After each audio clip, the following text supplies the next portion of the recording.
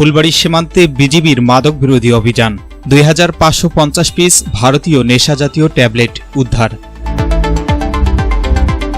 আসসালামু আলাইকুম। এমকে টেলিভিশনের পক্ষ থেকে সবাইকে আন্তরিক শুভেচ্ছা জানাচ্ছি। আমি ইফতেখার।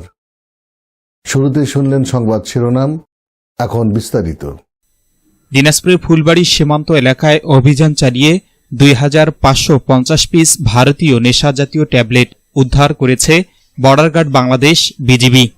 সোমবার দিনব্যাপী ফুলবাড়ী 29 বিজিবি ব্যাটালিয়নের অধিনায়ক লেফটেন্যান্ট কর্নেল মোহাম্মদ আরিফুজ্জামানের দিক নির্দেশনায় বড়গ্রাম বিজিবি ক্যাম্পের সদস্যরা বড়গ্রাম সীমান্ত এলাকার মাদক বিরোধী বিশেষ অভিযান পরিচালনা করেন।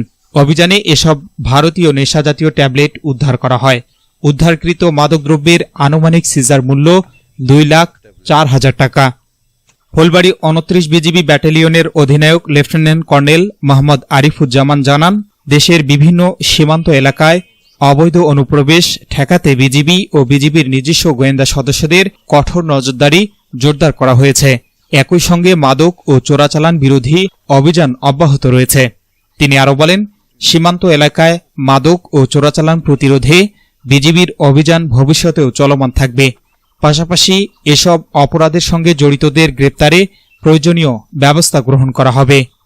বিজিবির এই অভিযানে সীমান্ত এলাকায় মাদক চোরাচালান প্রতিরোধে তাদের কঠোর অবস্থানের বিষয়টি আরও স্পষ্ট হয়েছে।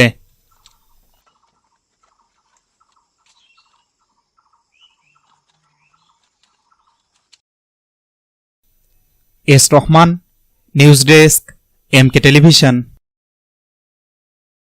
শেষ করছি এমকে টেলিভিশনের সংবাদ। এতক্ষণ আপনারা আমাদের সাথে থাকার জন্য অসংখ্য ধন্যবাদ।